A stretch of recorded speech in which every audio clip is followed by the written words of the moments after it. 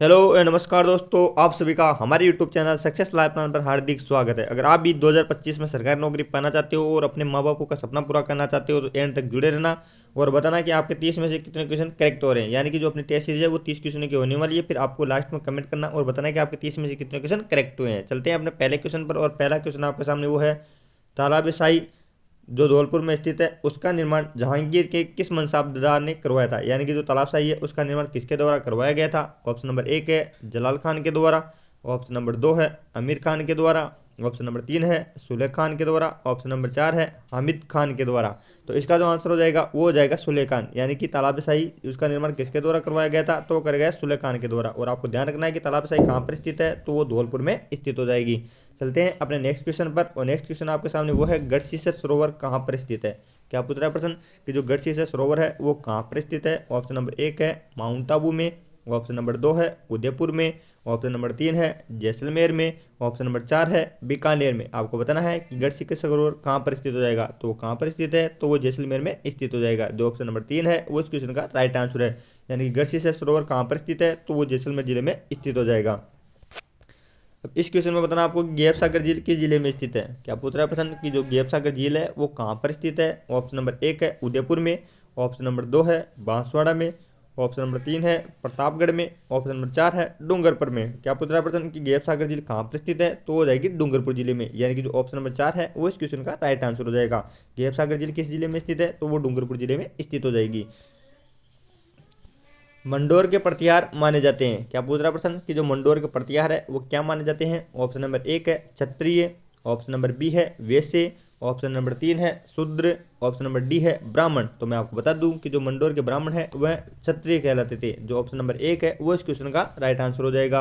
आगे चलते हैं और अगले क्वेश्चन में बताना आपकी जो मालदेव के पश्चात मारवाड़ का शासक है वह कौन बना था। क्या पूछ रहा है प्रश्न कि जो मालदेव है उनके बाद मारवाड़ का शासक कौन बना था।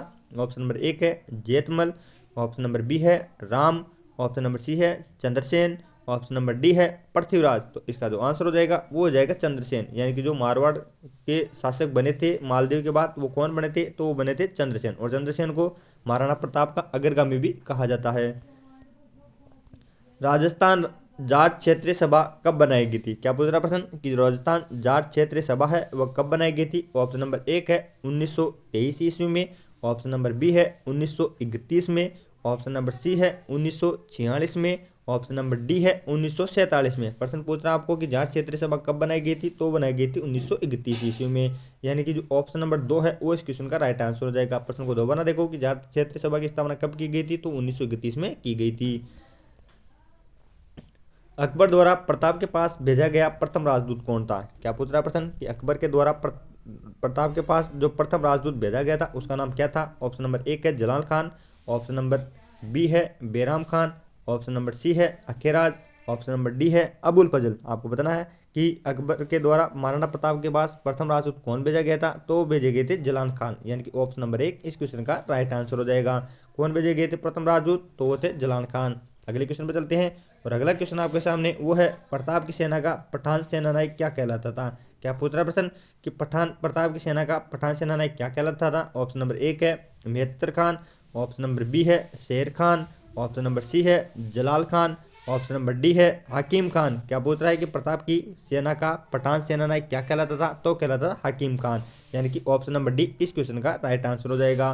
प्रताप की सेना का पठान सेनानायक हकीम खान के नाम से जाना जाता था। अगला क्वेश्चन आपके सामने और वो है, उदयपुर प्रजामंडल आंदोलन से संबंधित महिला कौन है। क्या पूछ रहा है कि जो उदयपुर प्रजामंडल है उससे संबंधित महिला कौन है। ऑप्शन नंबर एक है Lakshmi Verma, option number B है Krishna Kumari, option number C है Narayani Devi Verma, option number D है चंद्रावती। तो मैं आपको बता दूं कि जो नारायणी देवी वर्मा ऑप्शन नंबर तीन है वो इस क्वेश्चन का राइट आंसर होगा।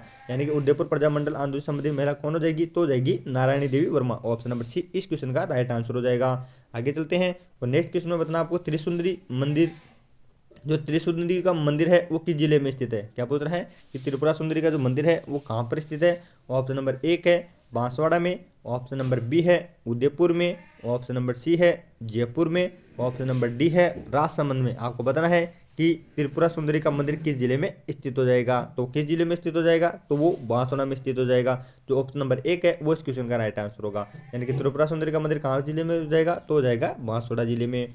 अगला क्वेश्चन आपके सामने और वो है, जोधपुर के राठौड़ों की देवी जिसकी 8 भुजाएं थी वह क्या कहलाती है? यानी कि जोधपुर की वह कौन सी माता है जिसकी 18 भुजाएं थी? ऑप्शन नंबर 1 है शीतला माता, ऑप्शन नंबर बी है सिकराय माता, ऑप्शन नंबर सी है आवरी माता, ऑप्शन नंबर डी है नागनेची माता। क्या बताना है कि जोधपुर के राठौड़ों की देवी जिसकी 18 भुजाएं थी वो क्या कहलाती है? तो वो कहलाती थी नागनेची माता।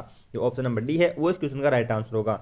आपको ध्यान रखना है जोधपुर की राठौड़ की कुल देवी है नागनेची माता जिसकी कितनी भुजाएं थी? तो वो 18 भुजाएं हो जाएगी। अगले क्वेश्चन में बताना आपको कि भूरिया बाबा आराध्य देवता है। क्या पूछ रहा है कि जो भूरिया बाबा है वो किसके आराध्य देव है? ऑप्शन नंबर 1 है गोडवाड़ के मीणाओं के, ऑप्शन नंबर बी है देवड़ा राजपूतों के, ऑप्शन नंबर सी है अजमेर के चौहानों के, ऑप्शन नंबर डी है उदयपुर के सिसोदियों के। तो बताओ किसके हो जाएंगे भूरिया बाबा आराध्य देव? तो वो जाएंगे गोडवार के मीणाओं के, यानी कि ऑप्शन नंबर 1 इस क्वेश्चन का राइट आंसर हो जाएगा। भूरिया बाबा किसके आराध्य देवता है? तो हो जाएंगे गोडवार के मीणाओं के। अगला क्वेश्चन है और वो है संत भूरीबाई अलग का कार्य क्षेत्र था। क्या पूछ रहा है? ये जो संत भूरीबाई है उनका कार्य क्षेत्र कौन सा था? ऑप्शन नंबर 1 है मारवाड़, ऑप्शन नंबर बी है मेवाड़, ऑप्शन नंबर सी है वागड़, ऑप्शन नंबर डी है गोडवाड़। तो इसका जो आंसर हो जाएगा वो जाएगा मेवाड़, यानी कि संत भूरीबाई अलग का कार्य क्षेत्र कौन सा था? तो वो था मेवाड़। ऑप्शन नंबर बी इस क्वेश्चन का राइट आंसर है। अगले क्वेश्चन पर चलते हैं और अगला क्वेश्चन आपके सामने फूलडोल उत्सव मनाया जाता है, यानी कि जो फूलडोल उत्सव है वह किसके द्वारा मनाया जाता है? ऑप्शन नंबर 1 है परमनाथी पंथ के द्वारा, ऑप्शन नंबर बी है वल्लभ पंथ के द्वारा, ऑप्शन नंबर सी है राम स्नेही पंथ के द्वारा, ऑप्शन नंबर डी है सतनामी पंथ के द्वारा। प्रश्न क्या बोल रहा है कि जो फूलडोल उत्सव है वो किसके द्वारा मनाया जाता है? तो मनाया जाता है राम स्नेही पंथ के द्वारा। जो ऑप्शन नंबर सी है वो इस क्वेश्चन का राइट आंसर हो जाएगा, यानी फूलडोल उत्सव राम स्नेही पंथ के द्वारा मनाया जाता है। अगला क्वेश्चन आपके सामने और वो है रूपादाय का संबंध जोधपुर के किस महाराजा से है? क्या पूछ रहा है कि जो रूपादाय है उनका संबंध जोधपुर के किस महाराजा से है? ऑप्शन नंबर 1 है अजीत सिंह से, ऑप्शन बी है जसवंत सिंह से, ऑप्शन नंबर सी है उदय सिंह से, ऑप्शन नंबर डी है मान सिंह से। आपको बताना है कि रूपादाय का संबंध जोधपुर के किस महाराजा से हो जाएगा? तो हो जाएगा जसवंत सिंह से। जो ऑप्शन नंबर 2 है वो इस क्वेश्चन का राइट आंसर होगा। आपको ध्यान रखना है कि रूपादाय का संबंध जोधपुर के जसवंत सिंह से हो जाएगा। अगला क्वेश्चन आता है आपके सामने और वो है बूंदी में रंग महल का निर्माण किसके द्वारा करवाया गया था? क्या पूछ रहा है कि बूंदी में रंग महल का निर्माण किसके द्वारा करवाया गया था? ऑप्शन नंबर 1 है रतन ने, ऑप्शन नंबर बी है भाव सिंह ने, ऑप्शन नंबर सी है छत्रसाल ने, ऑप्शन नंबर डी है माधो सिंह ने। तो किसके द्वारा करवाया गया था? तो करवाया गया था छत्रसाल के द्वारा। ऑप्शन नंबर सी इस क्वेश्चन का राइट आंसर है। बूंदी में रंग महल का निर्माण किसके द्वारा करवाया गया था? तो छत्रसाल के द्वारा करवाया गया था। नेक्स्ट क्वेश्चन आता है आपके सामने और वह है बादली के रचनाकार कौन थे? क्या पूछ रहा है कि जो बादली है उसके रचनाकार कौन है? ऑप्शन नंबर 1 है Chandra Singh, option number B है नंद चतुर्वेदी, ऑप्शन नंबर सी है रंगे राघव, ऑप्शन नंबर डी है मेघराज मुकुल। तो इसका आंसर क्या होगा? तो होगा चंद्र सिंह, यानी कि चंद्र सिंह के द्वारा बादली की रचना की गई थी। दोबारा देखो प्रश्न को कि बादली की रचना किसके द्वारा की गई? तो की गई थी चंद्र सिंह के द्वारा। अगला क्वेश्चन आता है आपके सामने और वो है राज्यपाल के पद हेतु न्यूनतम आयु सीमा निर्धारित है यानी कि जो राज्यपाल का पद है उसके लिए न्यूनतम आयु कितनी होनी चाहिए? ऑप्शन नंबर 1 है 35 वर्ष, ऑप्शन नंबर बी है 25 वर्ष, ऑप्शन नंबर सी है 18 वर्ष, ऑप्शन नंबर डी है 50 वर्ष। तो जो राज्यपाल होता है उसके पद के लिए जो न्यूनतम आयु है वो कितनी होनी चाहिए? तो वो 35 वर्ष होनी चाहिए। ऑप्शन नंबर ए इस क्वेश्चन का राइट आंसर है। अगला क्वेश्चन है और वो है सोनारगढ़ दुर्ग है, यानी कि सोनारगढ़ किस श्रेणी में आता है? ऑप्शन नंबर 1 है गिरिदुर्ग की श्रेणी में, ऑप्शन नंबर बी है जलदुर्ग की श्रेणी में, ऑप्शन नंबर सी है धानमन दुर्ग की श्रेणी में, ऑप्शन नंबर डी है पारिक दुर्ग की श्रेणी में। तो सोनारगढ़ किस दुर्ग की श्रेणी में आएगा? तो आएगा धानमन दुर्ग की। धानमन दुर्ग कौन होता है? तो होता है जो मरुस्थल में स्थित होता है। जो मरुस्थल में दुर्ग स्थित होते हैं उनको धानमन दुर्ग के नाम से जाना जाता है। तो आपको ध्यान रखना है कि जो सोनारगढ़ है वो धानमन दुर्ग की श्रेणी में आता है। अगला क्वेश्चन आ जाता है आपके सामने और वो है भारत के कुल उत्पादन का सर्वाधिक राजस्थान में निम्न में से किसका होता है? यानी कि सर्वाधिक उत्पादन भारत का राजस्थान में किस खनिज का होता है? ऑप्शन नंबर 1 है सीमेंट का, ऑप्शन नंबर बी है ऊन का, ऑप्शन नंबर सी है पेट्रोल का, ऑप्शन नंबर डी है लाख का। तो मैं आपको बता दूं कि जो ऊन है वह सर्वाधिक मात्रा में राजस्थान में होती है। इसका आंसर क्या होगा? तो वो होगा ऊन। दोबारा देखो कि भारत के कुल उत्पादन का सर्वाधिक राजस्थान में निम्न में से किसका होता है? तो था ऊन का, यानी कि ऊन सर्वाधिक मात्रा में राजस्थान में पाई जाती है। इतिहास प्रसिद्ध सिवाना दुर्ग किस जिले में स्थित है? क्या पूछ रहा है कि इतिहास प्रसिद्ध सिवाना दुर्ग है वो किस जिले में स्थित है? ऑप्शन नंबर 1 है बाड़मेर में, ऑप्शन नंबर बी है डूंगरपुर में, ऑप्शन नंबर सी है जोधपुर में, ऑप्शन नंबर डी है जयपुर में। आपको सभी को बताना है कि इतिहास प्रसिद्ध सिवाना दुर्ग कहाँ पर स्थित हो जाएगा? तो ये तो सिवाना कहाँ पर है, तो वो बाड़मेर में है, तो इसलिए ये दुर्ग भी कहाँ पर हो जाएगा, तो ये बाड़मेर में स्थित है। सिवाना कहाँ पर है, बाड़मेर में, और दुर्ग भी कहाँ पर है, तो बाड़मेर में हो जाएगा, इसलिए ये इसका आंसर क्या होगा, तो होगा ऑप्शन नंबर 1 बाड़मेर। अगला क्वेश्चन है और वो है डीसी जोशी के अनुसार राजस्थान में कितने मृदा खंड है। क्या पूछ रहा है कि डीसी जो जोशी है उनके अनुसार राजस्थान में कितने मृदा खंड है।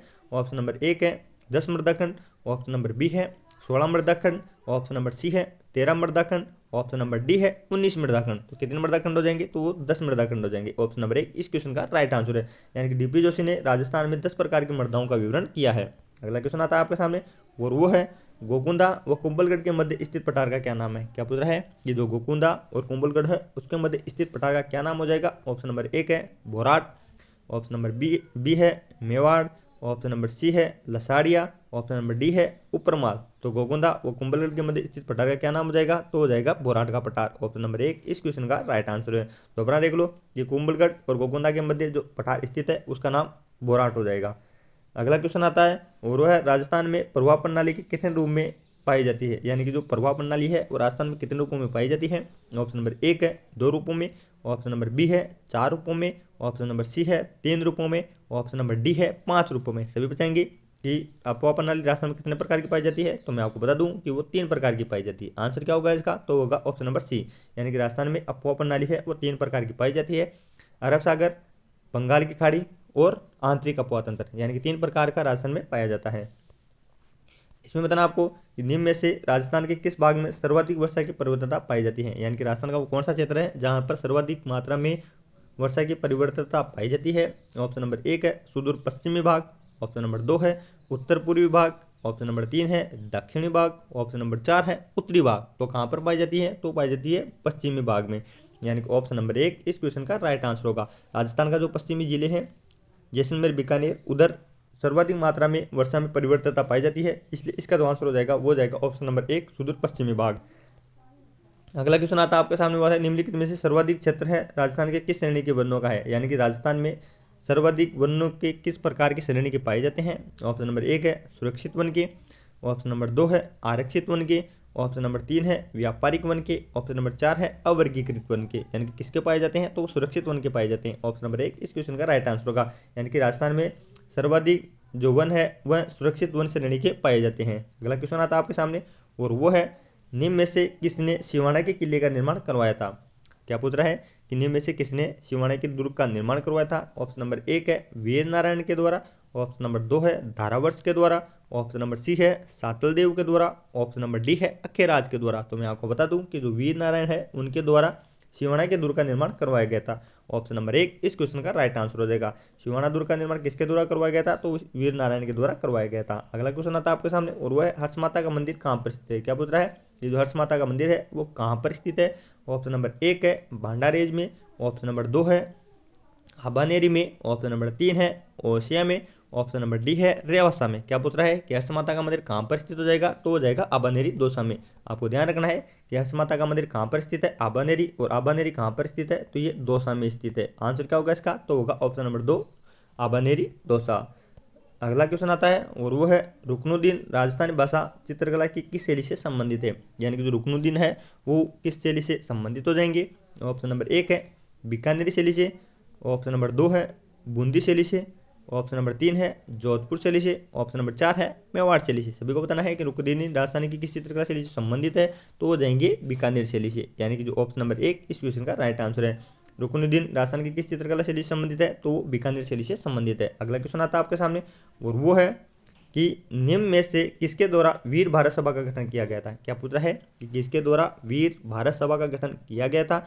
ऑप्शन नंबर 1 है केसर सिंह भारत के द्वारा, ऑप्शन नंबर 2 है रामनारायण चौधरी के द्वारा, ऑप्शन नंबर सी है माणिक्यलाल वर्मा के द्वारा, ऑप्शन नंबर डी है प्रताप सिंह बारड के द्वारा। सभी बताएंगे कि वीर भारत सभा का निर्माण किसके द्वारा करवाया गया था, तो करवाया गया था केसर सिंह बारड के द्वारा। ऑप्शन नंबर 1 इस क्वेश्चन का राइट आंसर होगा, यानी कि वीर भारत सभा का गठन किसके द्वारा करवाया गया था, तो केसर सिंह बारड के द्वारा करवाया गया था। ऑप्शन नंबर 1 इस क्वेश्चन का राइट आंसर हो जाएगा। ये थी अपनी 30 क्वेश्चनों की बेहतरीन क्लास। अब आपने 30 क्वेश्चन देख लिए होंगे, अब आपको कमेंट करना है और बताना है कि आपके 30 में से कितने क्वेश्चन करेक्ट हुए हैं। और अगर आप 2025 में सरकारी नौकरी प्राप्त करना चाहते हो, जो अन्य प्रकार के जेल प्रहरी चतुश्रेणी, तो आप जुड़ना हमारे साथ 1:30 पर, यानी कि 1:30 पर हम लाइव क्लास लेकर आते हैं। उसमें राजस्थान की आर्ट एवं कल्चर, ज्योग्राफी, राज्य व्यवस्था, इतिहास, सभी के बारे में सर संपूर्ण क्लास लेकर आते हैं। तो आप भी उन बच्चों के साथ जुड़ना और बताना कि आपका लेवल कितना है। तो मिलते हैं आज 1:30 बजे, तब तक के लिए जय हिंद जय भारत।